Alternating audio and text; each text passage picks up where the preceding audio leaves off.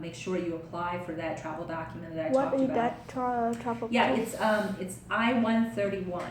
Can Okay. you write it down? Yeah. What is it so I can look up at? I-131, Mhm. and let me just.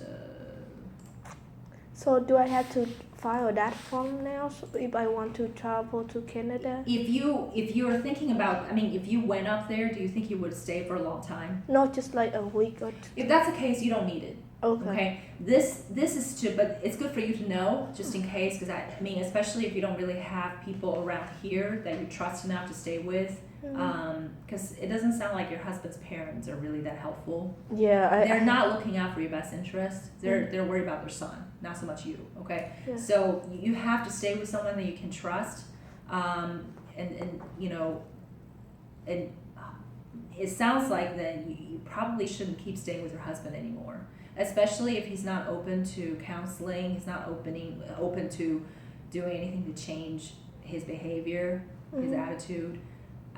I'm not sure by going back to him, you know, is a good idea. So, so number one, okay, you got to think about what you need to do here. You got to make that decision. Number two, you should have someone you trust.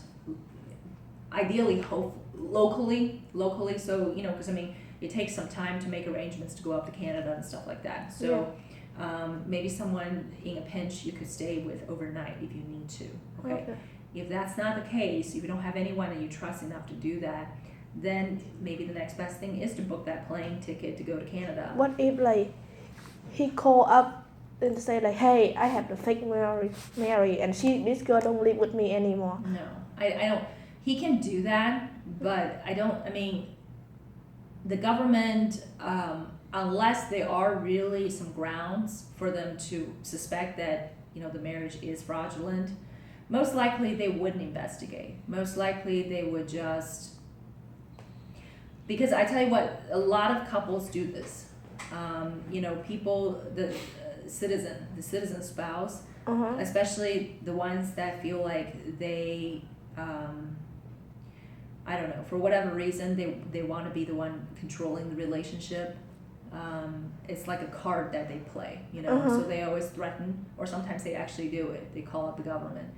But if the government were to take up on every one of those threats and go after, they wouldn't have anything else to do. I mean, they would just be doing that all day. Because people get into fights, they're angry, they do this kind of stuff, you know. So what I'm saying is, I'm very doubtful that would actually go anywhere. That actually would result in you losing a card. I'm very doubtful that would happen. So your husband or his uncle or whoever, they can threaten all they want, but I really don't think it's going to do anything. You have your card, okay? It's good for 2 years. The only thing that I'm thinking about ahead is what to do later on to ensure that you stay a green card holder, you know, that doesn't get taken away from you by the government because you didn't make the right filing in time or whatever. So basically, just to know, as we said earlier, the filing that's coming up is a 751, and that won't come up until 90 days before it expires. Okay. So before the 90 days come up, though, I would say I generally recommend to clients to start preparing because you can file as soon as the 90-day window opens up. Okay. So it expires in November 2017.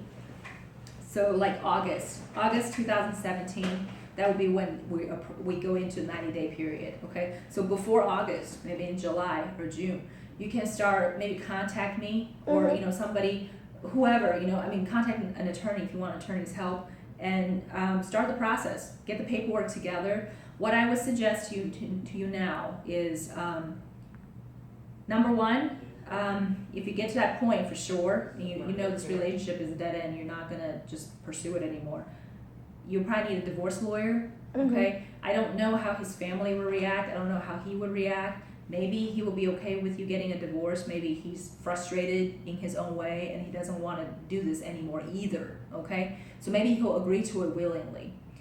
But if he does not, if he's going to challenge the divorce somehow, if he's going to be very angry about it, okay, maybe it would be what they call contested divorce, and you know, in which case he's not going to agree to a lot of things. He's going to make it very difficult.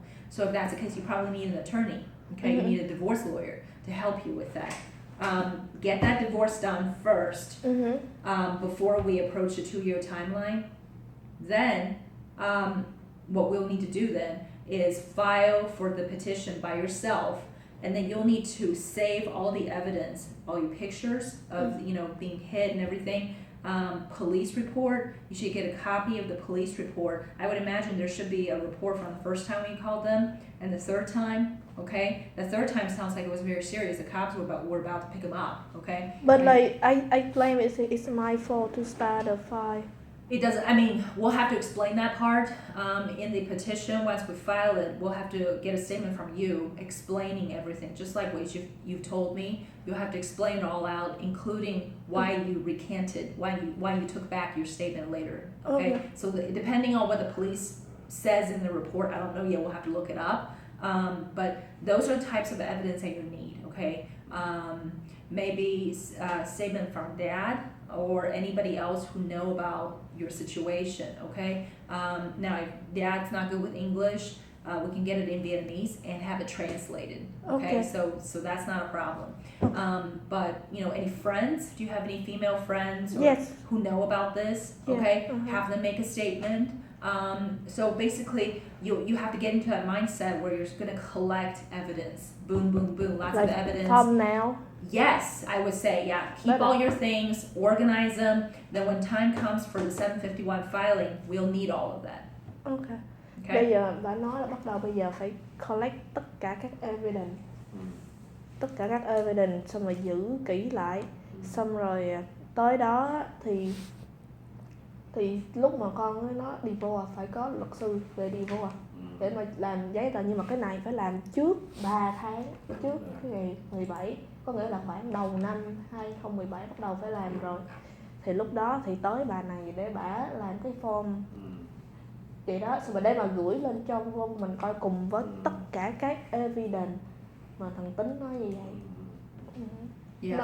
Nên mà bả nói là thật sự thằng Tính, gia đình thằng Tính á, trading con về cái vụ green card cancel giấy tờ thì là không có được. Nếu như nó có thể gọi là nó report, tại vì á tại cái chuyện mà cái câu chuyện mà như là cái người này gọi lên giống như cancel phải xong người kia á.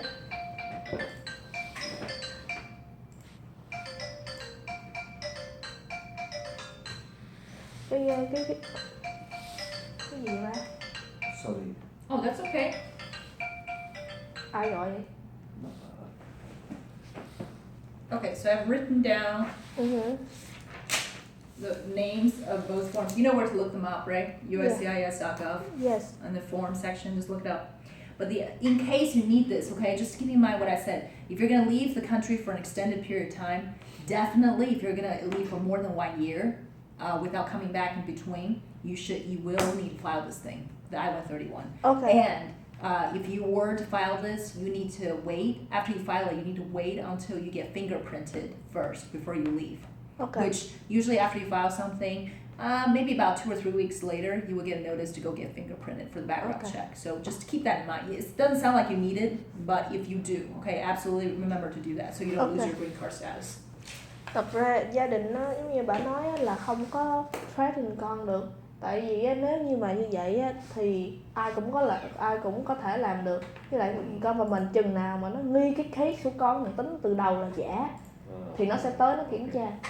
Bây giờ bà hiểu rồi. Bây giờ con dịch lại bà như thế. Thứ nhất là bây giờ là bây giờ con ở đây thì ba rất là lo lắng. Tại vì thứ nhất là đi học thì con không được đi học. Rồi còn nếu mà ở lại ở trong tiệm đó, thì khi con working, con làm việc thì làm việc trong một cái gia đình là toàn của người cha mẹ anh chị em không, thì lỡ mà nó đánh đập con cũng không có ai biết, về nhà thì chỉ mình con với nó. Okay, so ai bảo vệ con trong lúc so này. he is very worried that like he's going to leave here like this Thursday. He just worried that if I am here and I got like the work authorization, I'm going to get the nail license too. Okay. If I work in the same area with them in the same shop, and if he hit me, and because all the shop is all the family member, and if I call the cop, they gonna come in and like they say like well nothing happened because it's all family in there. They gonna protect each other Tại and vì có lần đó là mình nó đánh con thì bà mẹ nó còn đứng ra binh nó tại sao mày không chịu. yeah, because last time when he hit me blooding and like my face blood and stuff, like his mom all even come out and said like why did you not listen to him and let him, so he have to hit you like this.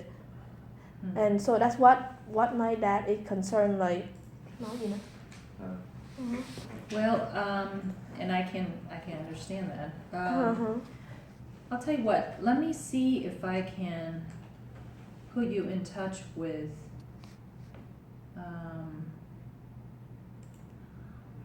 an organization in town. They have a family department or program that, and there's a domestic violence component to the program. Maybe they'll have some advice or more resources for you in case you need it, because it is very worrisome. You know, I'm worried for you, and I just heard about this, and I can't imagine what your father and mother are going through. Yeah, they could not sleep at all, like when they told them about this. Yeah. So I will. Let me see if I can call. Do you have time today? Do you have time to like go somewhere else after this and find out information if you need to? I don't even know, because I know the lady that works in this family support program. It's called Family Support Program with the organization Asian American Community Services. They help out all Asians in the Columbus area. Actually, entire Ohio area. But one of the things that they do relate to domestic violence. So they might have more advice for you or things that you could do in the meantime. Okay. But the lady that is my contact there, I think she's going out of country this week. I just don't know which day. Okay. Let me see. Là bà có quen biết một người. Let me get my phone. Okay. Can I have some of your business card too? Yeah, absolutely. I'll grab some. Giống như là để mà giống như là có cái người này nó chuyên về abusive vậy đó, giống như là có gì con gọi cái người này thì nó tới nó can, hoặc là nó dẫn con đi tới cái chỗ cái nhà nào, nhà safety house vậy đó cho con vậy đó, thì bà nói để bà kiếm. Nhưng mà trong cái tuần này á thì cái đó là người Việt, phải không phải người Việt, người châu Á, nhưng mà người ta sắp sửa phải đi ra khỏi nước ngoài, đi nước ngoài rồi, giống như đi travel family vacation vậy đó. Thì bấm dừng lại ha.